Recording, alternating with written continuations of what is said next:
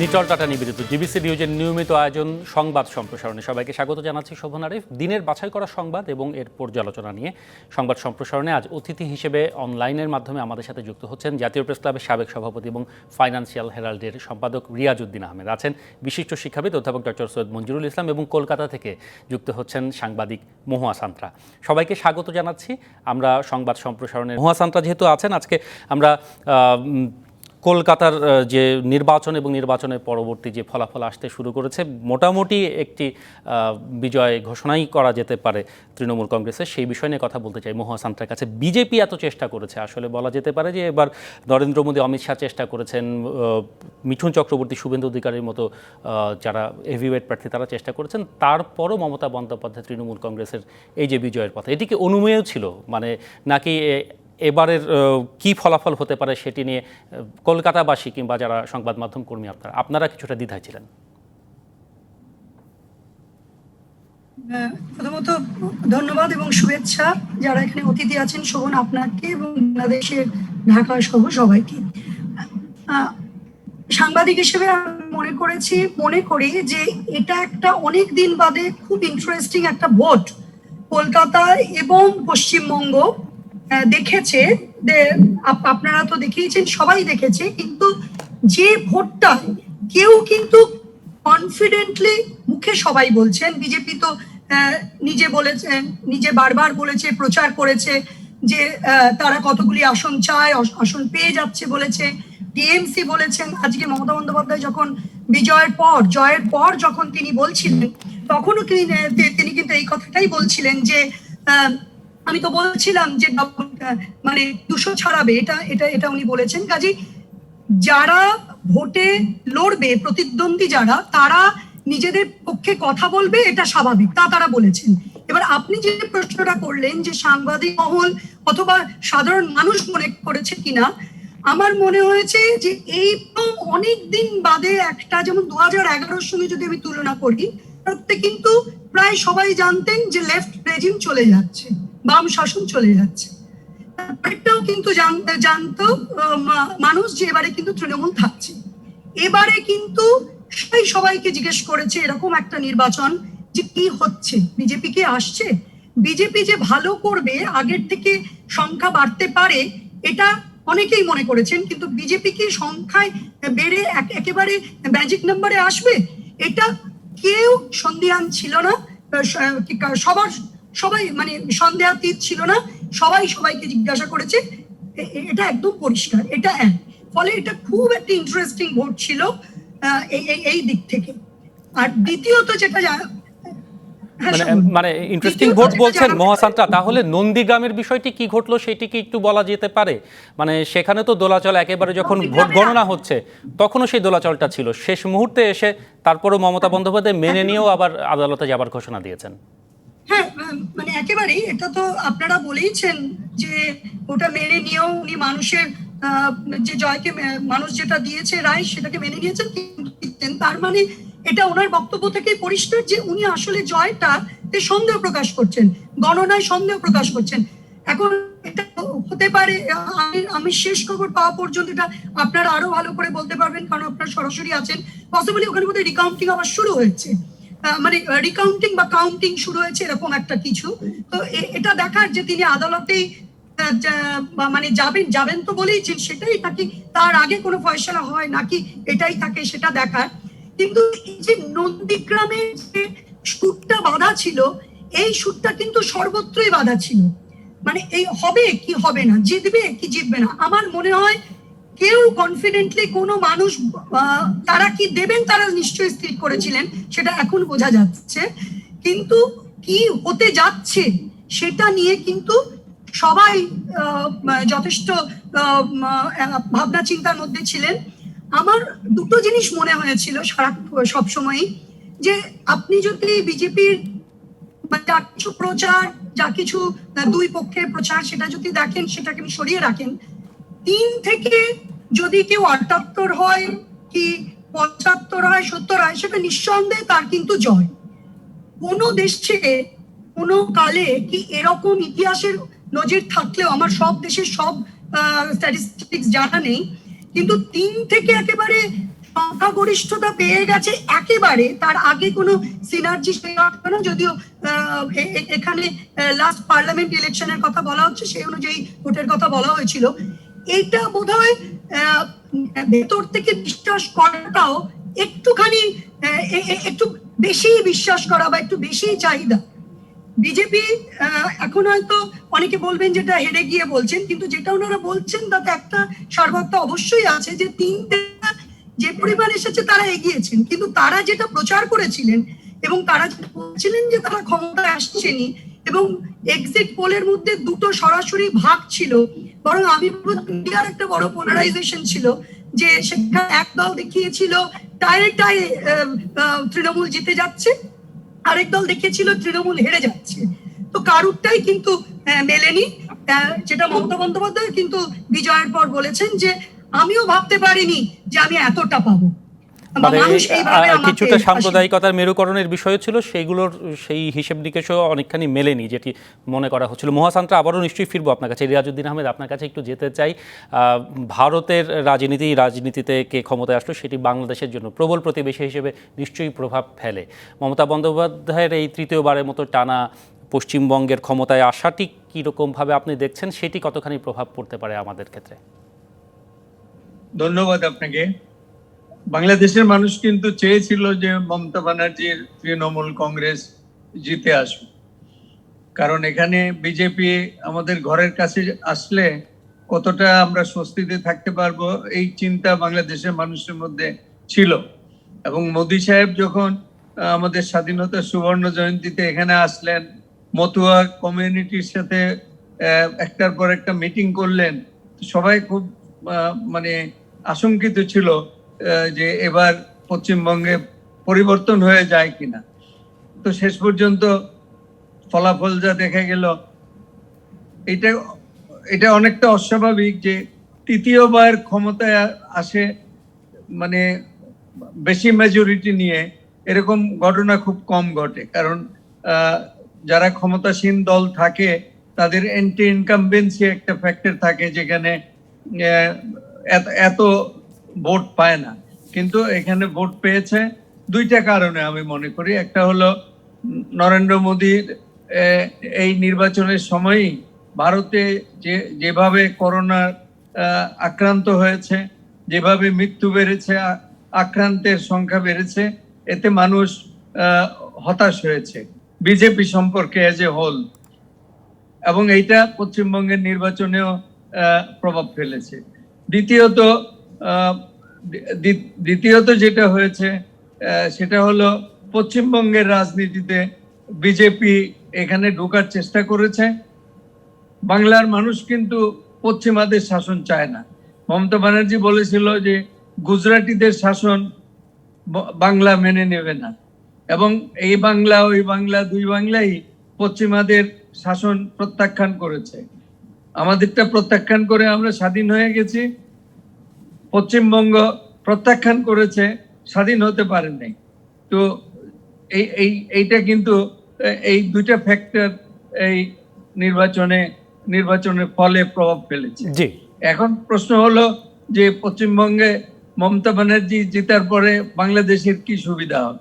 বাংলাদেশের সুবিধা কি হবে জানি না। মমতা ব্যানার্জি তো তিস্তা চুক্তি আটকিয়ে রেখেছে, তারপরেও কিন্তু আমাদের বাংলাদেশের মানুষ চেয়েছে যে মমতা ব্যানার্জি জিতে আসুক, তৃণমূল কংগ্রেস জিতে আসুক, কারণ তাদের যে একটা অসাম্প্রদায়িক চেতনা আছে, এইটা বাংলাদেশের লোক অ্যাপ্রিসিয়েট করে। এখানে বিজেপি সাম্প্রদায়িক বিষবাষ্প যদি বাংলাদেশের ঘরের কাছে এসে ছড়াতে থাকে, তাহলে এটা অ্যান্টি মুসলিম অবস্থা তৈরি হতে পারে। সেই জিনিসটা হয় নাই। এদিক থেকে সেটি বাংলাদেশের মানুষের মাঝে খুশি এবং দিদিকে অভিনন্দন। জি, ধন্যবাদ রিয়াজউদ্দিন আহমেদ।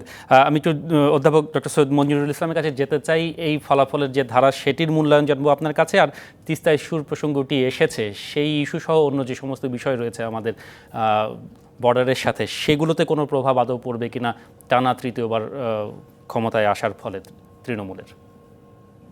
একটা বিষয় আমার খুব অবাক লাগলো যে অঞ্চলটি তিস্তার বাদ দিলে ক্ষতিগ্রস্ত হতে পারত, সেখানে মমতা ব্যানার্জিকে অনেকে ভোটই দেয়নি।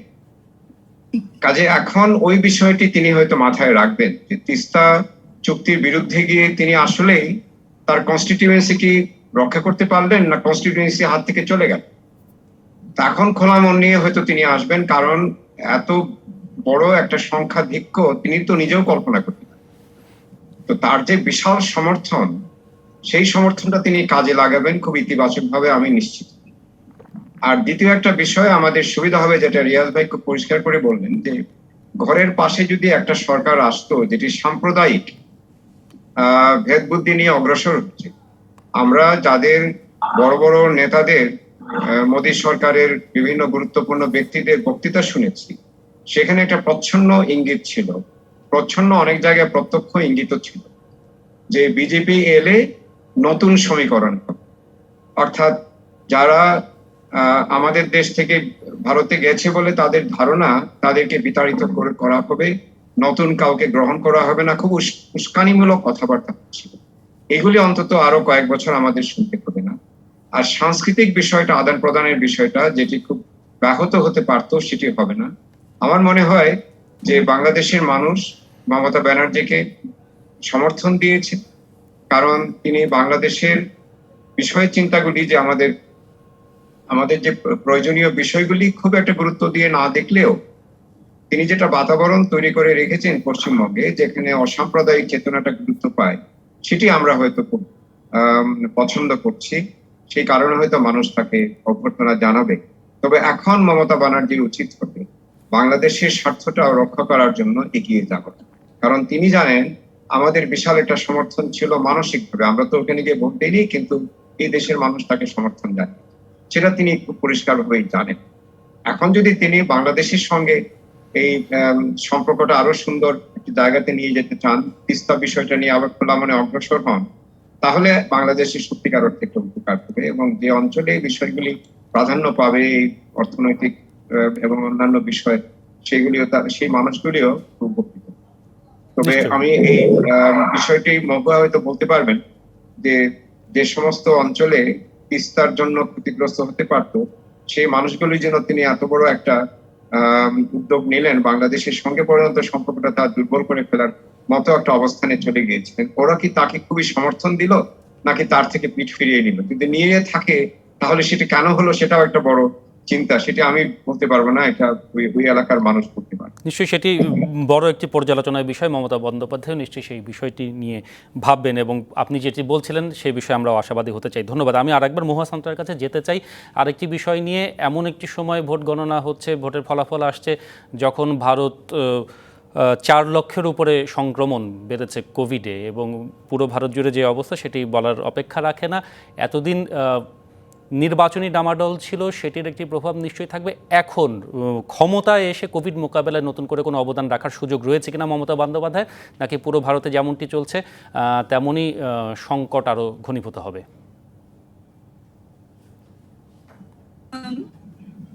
দেখুন, সংকট ঘনীভূত হবে কি হবে না, এর দুটো তো দিক রয়েছে। একটা তো নিশ্চয়ই কি কি উদ্যোগ নেওয়া হলো, মেডিকেল ফেসিলিটি, যেটা নিয়ে খুব বেশি আলোচনা হচ্ছে, তার একটা দিক রয়েছে। আর একটা হচ্ছে ভাইরাসের একটা নিজস্ব চলন, এবং সে কি করছে, অন্য দেশে কি করেছে, দুটো দিক রয়েছে।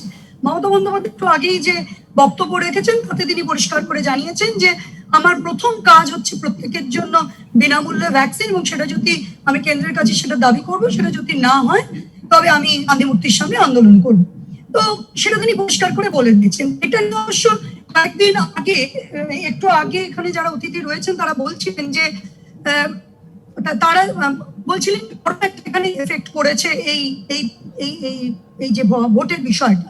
এটা ঠিকই যে শেষের দফার যে ভোটগুলো হয়েছিল, তাতে মানুষ এত মৃত্যু, এত প্রত্যেকটা দিন এত কাছের জন চলে যাচ্ছে, হাহাকার, নানা অক্সিজেন ইত্যাদির জন্য মানুষ এটা কিরকম যেন বীতশ্রদ্ধ হয়ে যাচ্ছিল, যে ভাই আর কতদিন ধরে কি করবে, যেটা নিয়ে অনেকেই বিভিন্ন সময় ব্যক্ত করেছেন। কিন্তু আমি ব্যক্তিগতভাবে এটা মনে করি না যে এটা করোনা একটা বিষয় যার উপরে এই ভোটটা হয়েছে। এই ভোটটা একদম পরিষ্কার 3টে কারণে ওপরে হয়েছে বলে এখন আরো পরিষ্কার। এক হচ্ছে বাংলার যে নিজস্ব পলিটিক্স বা বাংলার যে হিন্দি পলিটিক্স, দুই হচ্ছে যদি যারা বিজেপি যারা এখানে আসতে চেয়েছেন তাদের মানুষের সঙ্গে, তাদের গ্রাসরুটে, তাদের তৃণমূল স্তরে তাদের সংগঠন ছিল কিনা, তারা যে আমফান ইত্যাদি নানা কিছু নিয়ে দুর্নীতির কথা মমতা বন্দ্যোপাধ্যায় দলের বিরুদ্ধে বলেছেন, সেখানে তাদের যে আন্দোলন তারা গ্রো করেছেন কিনা, এবং এই যে বারবার মাইনরিটি ভোট, সংখ্যালঘু ভোট এবং হিন্দু কনসিডারেশন মেজরিটি ভোটের কথা বলা হচ্ছে, এখানে এটা কিন্তু একেবারেই পরিষ্কার যে যেটা ট্র্যাডিশনালি বাম এবং কংগ্রেসের যে সংখ্যালঘু ভোটটা ছিল, এই ভোটটা অবশ্যই তৃণমূলের দিকে গেছে বলে মনে করা হচ্ছে এখনো পর্যন্ত, যা ট্রেন বা যেটুকু বোঝা যাচ্ছে, না হলে এ ফল হয় না। এবং একই সঙ্গে যে কনসলিডেশন মেজরিটি ভোটের যে কনসলিডেশন বলা হচ্ছিল, সেটা কিন্তু ওইভাবে কনসলিডেট করেছে বলে মনে করা হচ্ছে না। এই তিনটে পরিষ্কার হয়েছে। এবার থেকে কিন্তু যে ঘটনাটা ঘটবে, মানে যে প্রক্রিয়াটা শুরু হবে, মমতা বন্দ্যোপাধ্যায়ের কাছে যদি প্রধান চ্যালেঞ্জ হয়, সেটা কিন্তু এই যে কোভিড, এটা তো একদম পরিষ্কার যে সেকেন্ড ওয়েভ সব জায়গায় এসেছে, কিন্তু এটা কি ভোট এই সময় এত দফায় এভাবে হলে, এই যে ইনফ্লাক্স সবাই মিলে একসঙ্গে এক জায়গায় নিয়ে পড়ে, তাতে কি মেডিকেল ফেসিলিটি গুলো তৈরি না হওয়ার আগেই এই যে ঘটনাটা ঘটে যাওয়া, ঠিকটা কি তাহলে আরেকটু দেরিতে হতে পারতো? ততক্ষণ কি মেডিকেল ফেসিলিটি গুলো আরেকটু বাড়ানো যেত? তাহলে কি মৃত্যু সংখ্যা কমানো যেত? এই প্রশ্নগুলো তো মানুষের মধ্যে আছে, এবং এটাকেই মমতা বন্দ্যোপাধ্যায়ের চ্যালেঞ্জ, যেটা তিনি এটি আসলে এখন সময়ের ব্যাপার, দেখার বিষয় যে নতুন চ্যালেঞ্জগুলি তিনি কিভাবে সামলান। অসংখ্য ধন্যবাদ মহু হাসানরা আমাদের সাথে যুক্ত হওয়ার জন্য, মতামত জানানোর জন্য। আমরা বিরতিতে যেতে যাই, বিরতি থেকে ফিরে এসে রিয়াজউদ্দিন আহমেদ এবং ডক্টর সৈয়দ মঞ্জুরুল ইসলামের সাথে বাকি বিষয়গুলো নিয়ে নিশ্চয়ই আলোচনা হবে। আমরা ফিরছি কিছুক্ষণের মধ্যেই, সাথে থাকুন। বিরতির পর আবারও ফিরে এলাম নিটল টাটা নিবেদিত সংবাদ সম্প্রসারণে। আজকে আমাদের সাথে আলোচনার জন্য আছেন জাতীয় প্রেস ক্লাবের সাবেক সভাপতি এবং ফাইন্যান্সিয়াল হেরাল্ডের সম্পাদক রিয়াজউদ্দিন আহমেদ, আছেন বিশিষ্ট শিক্ষাবিদ অধ্যাপক ডক্টর সৈয়দ মঞ্জুরুল ইসলাম। আমরা পশ্চিমবঙ্গের নির্বাচন নিয়ে কথা বলেছি। এখন যে বিষয়টির কথা বলতে চাই, আজকে প্রধানমন্ত্রী একটি অনুষ্ঠানে বলেছেন যে যত টাকাই লাগুক সবার জন্য করোনার টিকা আনা হবে। এই বিষয়টি নিয়ে একটু আলোচনা করতে চাই। অধ্যাপক ডক্টর সৈয়দ মঞ্জুরুল ইসলাম, আপনি কি মনে করেন, টিকা নিয়ে আসলে একটি বৈশ্বিক বাণিজ্য রয়েছে এবং বৈশ্বিক কূটনীতিরও অবশ্যই বড় একটি বিষয় রয়েছে, আমরা সেই বাণিজ্য এবং কূটনীতির সঠিক পথে আছি কিনা এখন অন্তত এই পর্যায়ে এসে? এই বিষয়ে আমাদের অনেক আগে থেকে উদ্যোগ গ্রহণ করা উচিত ছিল। একটা বিশ্বাস ছিল যে ভারত থেকে যে ভ্যাকসিনগুলি কেনা হয়ে গেছে, তার টাকাটা দেওয়া হয়ে গেছে, অন্তত সেটুকু আমরা পাবো। সেই জন্য হয়তো আমরা খুব জোরে সোরে অন্যান্য জায়গায় যাওয়ার জন্য উদ্যোগ গ্রহণ করি। কিন্তু ভারতের নিজেদেরই যে অবস্থা, তারা আমাদের আর কিভাবে দিবে? যদিও বাণিজ্যের শর্ত অনুযায়ী সেটা তাদের দেওয়া উচিত ছিল, কিন্তু আমরা যদি কিছু আগে থেকেই এই চীন এবং রাশিয়ার ভ্যাকসিনটা বাংলাদেশে উৎপাদন করা যায় কিনা সেটির জন্য একটা উদ্যোগ গ্রহণ করতাম, বা বিভিন্ন সূত্র থেকে আমরা টিকাটি গ্রহণ করতাম, অর্থাৎ আমাদের সব ডিম একটা ঝুড়িতে না রেখে যদি আমরা অনেক ডিম সেখানে রাখতাম বা অনেকগুলি ঝুড়িতে রাখতাম, তাহলে এই সমস্যাটা না, সেটি হয়তো সকলেই স্বীকার করছেন যে আমরা একটু দেরি করে ফেলেছি, কিন্তু আমি প্রশ্ন করেছিলাম যে এখন আমরা যে পথে আছি সেটি ঠিক আছে কিনা, আমরা এখন সারা বিশ্বের পরিস্থিতির সাথে তাল মিলিয়ে যদি চলতে চাই। এখন যেটা প্রধানমন্ত্রী বলছেন খুব ভালো একটা উদ্যোগ, এবং তিনি, আমার যেটা শুনে মনে হয়েছে, তার কথাগুলি শুনছিলাম, যে তিনি আসলেই খুব অর্থপূর্ণভাবেই কথাটা বলেছেন, বিশ্বাস থেকে বলছেন তিনি সেই কাজটি করবেন। এখন যেটি আমাদের করতে হবে, যে রাশিয়ানরা আমাদের এখানে স্পুটনিক ভ্যাকসিন তৈরির অনুমতি দিচ্ছে বা চীন দিচ্ছে, সেটিকেই কার্যকর ভাবে করতে, যাতে আমাদের দেশে যখন আমরা উৎপাদন করব তখন হয়তো বিশ্ব বাণিজ্যের চক্রে পড়ব। আপনি দেখবেন এই মহামারীতে দুটো বিষয় খুব পরিষ্কার হয়ে গেছে। বিশ্বটা এখনো সেই উত্তর দক্ষিণে বিভাজিত, এবং ওই ধনী দেশগুলি গরিব দেশগুলি শোষণ করছে। যেভাবে ভ্যাকসিন ন্যাশনালিজম বলে একটা কথা এসছে, ভ্যাকসিন জাতীয়তাবাদ, তাতে প্রমাণিত হয়েছে পশ্চিম কখনো আমাদেরকে তাদের স্বার্থ বিঘ্ন করে কিছু দিবে না, এটা আমাদের আদায় করতে হবে। আরেকটা বিষয় হচ্ছে যে এই ভ্যাকসিন নিয়ে পর্যন্ত বাণিজ্য হচ্ছে, WTO এর কাছে এখনো পেটেন্ট জমা দিয়ে রেখেছে। ভ্যাকসিনের পেটেন্ট কি করে? এটা তো অত্যন্ত অমানবিক। পশ্চিমা বিশ্বগুলিতে জ্ঞান বিজ্ঞানের একেবারে যুক্তি তর্কের চূড়ায় বসে আছে, কিন্তু তারা এই অমানবিক বিষয়টি কিভাবে সেটা প্রচার করে। আমাদের যদি উদ্যোগগুলি সঠিকভাবে পরিচালনা করি, আমার মনে হয় প্রধানমন্ত্রী যা বলছেন, এখন স্বাস্থ্য মন্ত্রণালয় উচিত হবে খুব দ্রুত বেগে এই কাজটি করা, এবং এই যে স্পুটনিক বলুন আর সিনোভ্যাক বলুন, যেটা আমরা স্থানীয়ভাবে উৎপাদন করতে পারবো, যদি সেটি আমরা করতে পারি, তাহলে কিন্তু আমাদের একটা যেটা বলছেন সঠিক পথে আমরা যেতে পারবো। সেটি এখনো খুব প্রমাণিত হয়নি। প্রধানমন্ত্রী বলেছেন আমাদের হয়তো আর 2-3 সপ্তাহ পরে জিনিসটা পরিষ্কার হবে। তবে এই বিষয়টা খুব গুরুত্বপূর্ণ, আমাদের এটা বেশি দিন এটা দেরি করা যাবে না। আমাদের ভ্যাকসিনটা যত দ্রুত পাওয়া যায় আমাদের নাগরিকদের বাহুতে সেই ভ্যাকসিনটা ঢুকাতে হবে, এটি হলো আসল কথা। এখানে কালক্ষেপণের অথবা ওই যে সময় নষ্ট করা, যেটি আমাদের ব্যুরোক্রেসির একটা চিরন্তন অভ্যাস, যে এটা নিয়ে কোনো সিদ্ধান্তহীনতা, সময় চলে গেলে সময় কাজগুলি করা, এটি না করে আগে ভাগেই করে ফেলতে হবে। এই জন্য এখন থেকে পরিকল্পনা, বাস্তবায়ন এগুলি খুব দ্রুতভাবে এগিয়ে। জি, ধন্যবাদ সৈয়দ মঞ্জুরুল ইসলাম। রিয়াজউদ্দিন আহমেদ, আপনি নিশ্চয়ই শুনেছেন প্রধানমন্ত্রী যেভাবে বলেছেন এবং যে ভাষায় বলেছেন যে যত টাকাই লাগুক সবার জন্য করোনার টিকা আনা হবে, এইটি নিশ্চয়ই উৎসাহব্যঞ্জক। এবং প্রধানমন্ত্রী স্বয়ং যেভাবে এই বিষয়টিতে জোর দিচ্ছেন, যেটি সৈয়দ মঞ্জুরুল ইসলাম ইঙ্গিত করলেন, আমাদের স্বাস্থ্য মন্ত্রণালয় কিংবা সংশ্লিষ্ট সবাই সেই একই টোনে সেইভাবে ইতিবাচকভাবে সবাই এগোতে পারছে কিনা, এবং আমরা শুধু টিকার বিষয়টি না, করোনা মোকাবেলায় আমরা সঠিক পথে এখন পর্যন্ত আছি কিনা, যদি এই নিকট অতীতের বিষয়গুলো আপনি বিশ্লেষণ করে বলেন। নিকট অতীতে আমরা সঠিক পথে ছিলাম না। আমরা এক জায়গায় সবকিছু মানে putting all eggs in one basket, এই পলিসিটা ভুল ছিল। এখন সঠিক পথে এগোচ্ছে, কিন্তু এখানে প্রধানমন্ত্রীর সিনসিয়ারিটির কোনো অভাব নাই। তিনি টাকা পয়সা নিয়ে কোনো চিন্তা করছেন না, যেখান থেকে হোক টিকা নিয়ে আসবেন। কিন্তু ভ্যাকসিনের একটা গ্লোবাল ভ্যাকসিন পলিটিক্স আছে, সেই পলিটিক্স ভেঙ্গে, পলিটিক্সের দেওয়ালটা ভেঙ্গে আমরা ওর ভিতরে ঢুকতে পারবো কিনা। আমরা টাকা দিলেই পাওয়া যাবে ভ্যাকসিন এমন কোনো কথা নেই, এইটাই হলো প্রবলেম। আপনারা জানেন যে অ্যাস্ট্রাজেনেকার বিলিয়নস অফ ডোজেস এই টিকা এটা আমেরিকা কিনে রেখেছে, তারা ইউজ করছে না, কিন্তু তারা এটি কিনে রেখেছে। তো এইভাবে অন্যরা পাচ্ছে না, আমরা পাচ্ছি না। এই জায়গার মধ্যে একটা গ্লোবাল মোবিলাইজেশন দরকার আছে, একটা ভ্যাকসিন কূটনীতি, ভ্যাকসিন ডিপ্লোমেসি, এটা চালাইতে হবে এই উদ্যোগের সাথে।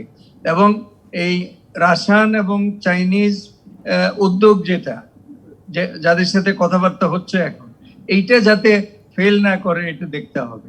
এটা চীনের ব্যাপারটা আগেও একবার এটা মানে ফেল করেছে, এইবার যাতে ফেল না করে।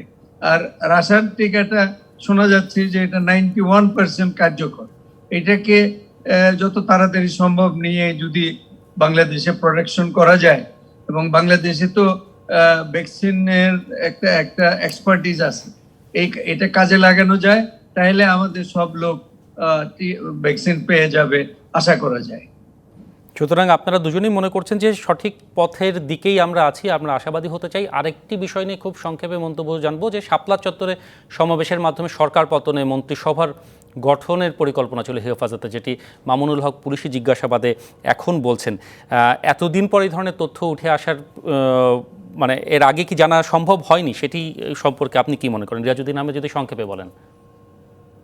নিশ্চয়ই জানতেন, এগুলি তো গোপন থাকার কথা না। মানে যদি এরকম কোনো পরিকল্পনা থাকতো, এবং শাপলা চত্বরে আমরা দেখেছি যেটা সারা রাত থাকার কথা ছিল, সেখানে পুলিশি অ্যাকশনের ফলে সেটা ভেঙে গেছে। না হলে কি হতে পারতো সেটা নিয়ে তো এই গত কয়েক বছর এটা নিয়ে আলোচনা হয়নি, বরং হেফাজতকে যতটা তোষণ করা যায় সেটাই আমরা দেখেছি। তাদেরকে একটা তোষণ নীতি হেফাজতের পক্ষে সেটা ছিল। এখন যেহেতু মানে ডিফারেন্স অফ ওপিনিয়ন হয়েছে, মতভেদ হয়েছে, এবং হেফাজত এন্টি গভর্নমেন্ট একটা পজিশন নিয়েছে, এখানে এইখানে এই এখন থেকে 5-7 বছর আগের একটি ঘটনা নিয়ে কতটা অগ্রসর হতে পারবে আমি জানি না। এটা মানুষের সেই বিষয়টিকে ভুলে গেছে। সেই বিষয়টিকে বিবেচনায় রেখে অধ্যাপক মঞ্জুরুল ইসলাম, আপনি কি মনে করেন যে হেফাজতের সাথে মানে যে পথে এগোচ্ছিল, এর আগেও আমরা আলোচনায় আপনি বলেছেন যে নিশ্চয়ই নতুনভাবে রাজনৈতিকভাবে মোকাবেলার একটি সুযোগ এখন এসেছে, সেই জায়গাটিতে ঠিক পথে আছে কিনা? আমরা পুলিশি তৎপরতা দেখছি, রাজনৈতিক তৎপরতার জায়গাটি সম্পর্কে যদি এখন তো মামলা মোকদ্দমা চলছে, এখন তো রাজনৈতিকভাবে সেটা সমাধানের উদ্যোগ নেওয়া হচ্ছে সেটা মনে করার কোনো কারণ নেই, কারণ এখন রমজান মাস চলছে, তাছাড়া কোভিড এর একটা মহামারী আমাদের চলছে। কাজে এখন মামলা মোকদ্দমা করে তাদেরকে একটু কোণঠাসা করার একটা পরিকল্পনা করা হচ্ছে। এই যে কথাগুলি এখন বলা হচ্ছে, আমাদের গোয়েন্দা সক্ষমতা অনেক উঁচু স্তরে, সেটা আমি বিশ্বাস করি। কাজে গোয়েন্দারা জানতেন না সেটা একেবারে ভুল, জানতেন, কিন্তু এই বিষয়টা ভুলে রাখা হয়েছিল, কারণ তাদের সঙ্গে একটা, যেটা রিয়াজ ভাই বললেন, একটা তোষণ নীতি ধারণ করে সরকার চলছিল এতদিন। তাদেরকে এই একটা হাতের দূরত্বে রেখে তাদের সঙ্গে একটা লেনদেনের ব্যাপার চলছিল। কবি মাদ্রাসার অনেক দাবিও মানে নেওয়া হচ্ছিল এবং তারাও মোটামুটি চুপচাপ ছিল। হঠাৎ করে ওই মোদির এখানে আসার বিরোধিতা করে যখন সামনে এলো, তখন তারা অনেকটাই অনিয়ন্ত্রিত হয়ে গেল। এই তখন সরকার ওই পুরনো কথাগুলি বের করে নতুন করে তাদের হয়তো বিরুদ্ধে মামলা মোকদ্দমা এগুলি লাগতে পারে। মানে এখন এক ধরনের নিয়ন্ত্রণের পথে যাওয়া, রাজনৈতিকভাবে সমাধানের একটা সুযোগ সরকারের আছে, সেটা হয়তো সামনে সরকার করবে। নিশ্চয়ই আমরা সেটি দেখতে পাবো। অসংখ্য ধন্যবাদ। আমরা এটা বিরতির পরে ফিরে এসে বাকি বিষয় নিয়ে আলোচনা করি। ফিরছি আমরা কিছুক্ষণের মধ্যে, নিশ্চয়ই সাথে পাবো আপনাদের। বিরতির পরে আমরা ফিরে এলাম নিটল টানে নির্ভর সংবাদ সম্প্রসারণে। আছেন ফাইন্যান্সিয়াল হেরাল্ডের সম্পাদক রিয়াজউদ্দিন আহমেদ, আছেন বিশিষ্ট শিক্ষাবিদ অধ্যাপক ডক্টর সৈয়দ মঞ্জুরুল ইসলাম। আমরা অনেকগুলো বিষয় নিয়ে আলোচনা করেছি। শেষ যে বিষয়টি আছে আলোচনার জন্য, আমরা খবর প্রচার করেছি যে হুইপুত্র শারুনের বিরুদ্ধে দায়ের করা মুনিয়ার ভাইয়ের যে হত্যা মামলার, সেটির আবেদন স্থগিত রাখার আদেশ দিয়েছে সিএমএম আদালত। কারণ আত্মহত্যার প্ররোচনার যে মামলাটি, সেটি তদন্ত শেষ না হওয়া পর্যন্ত সেটি স্থগিত থাকবে। এদিকে জীবনের নিরাপত্তা চেয়ে থানায় সাধারণ ডায়েরি করেছেন মুনিয়ার বোন। রিয়াজউদ্দিন আহমেদ, চাঞ্চল্যকর যে বিষয়টি নিয়ে এই খবর, সেটির যে সাম্প্রতিক ঘটনা কোন দিকে যাচ্ছে, কিসের ইঙ্গিত দেয়, আপনার মতামত জানতে চাই। এটা দেখেন, এটা মানে ক্রাইম রিপোর্টাররা খুব ভালো বলতে পারবে, তারা এগুলি ফলো করে, বুঝতে পারে। তো আমরা এটা নিয়ে যত আলোচনা হবে ভালো, এটা আলোচনা ভালো, কিন্তু এটা কে হুইপ পুত্র কোত্থেকে আসলো হঠাৎ করে, আমরা তো এটা মানে খেয়ে রাখতে পারছি না। আলোচনার মধ্যে চলতেছে, একদিকে বসুন্ধরার এমডি ইনভলভ, হঠাৎ করে হুইপের ছেলে আসলো, এগুলি কোত্থেকে আসলো। এবং আজকে কয়েকটা পত্রিকার থেকে আমাকে ফোন করেছিল আমার প্রতিক্রিয়ার জন্য, যে কাগজগুলির নাম বললো, এগুলির নামও আমি শুনি নাই, এসব কাগজের নামও আমি শুনি নাই। এইগুলি এখন ক্রাইম নিয়ে ব্যবসা করবে, এইগুলি ব্যাপারে সাবধান থাকা ভালো।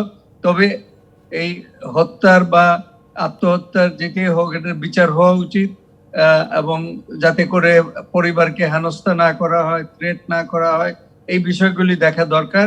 এবং এটা যত দ্রুত সম্ভব এটা বিচার কার্য শুরু হওয়া উচিত। অসংখ্য ধন্যবাদ রিয়াজউদ্দিন আহমেদ। ডক্টর সৈয়দ মঞ্জুরুল ইসলাম, আপনার মতামত জানতে চাই।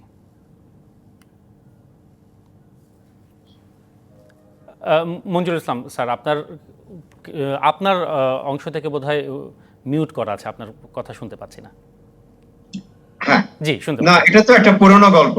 পুরনো গল্প মানে আমরা দেখেছি ক্ষমতাসীন একজন মানুষ একটা অপরাধ করলেন, তাকে বাঁচাবার জন্য সকল মহল উদ্যোগী হয়ে যায়, এবং যারা তার অপরাধের শিকার, তারা যদি দুর্বল একটা কোনো পরিবারের কেউ হয়, তার জীবন বিস্ময় হয়ে যায়। এটা তো পুরনো গল্প। তারপর দেখা যাচ্ছে যে এই অপরাধের সঙ্গে যারা জড়িত আছেন, তাদেরকেও নানানভাবে দূরে সরিয়ে রাখার একটা চেষ্টা করা হয়। আমি আশা করি, আমিও রিয়াজ ভাইয়ের মতো বিষয়টা নিয়ে খুব একটা গবেষণা করিনি, কারণ আমার কাছে জিনিসটা খুবই অত্যন্ত অপ্রীতিকর মনে হয়েছে, এবং এটি আমার খুব হৃদয় বিদারক মনে হচ্ছে। একটি মেয়ে তার জীবনের সবকিছু দেওয়ার আছে সামনে, তাকে এইভাবে চলে যেতে হলো। আর তাকে নিয়ে যে অপপ্রচার হচ্ছে কিছু কিছু পত্র পত্রিকা, এগুলি একেবারে দেখা হলুদ সাংবাদিকতার সবচেয়ে চূড়ান্ত বিষয়। আমরা যেন সেন্সেশনালাইজ না করি।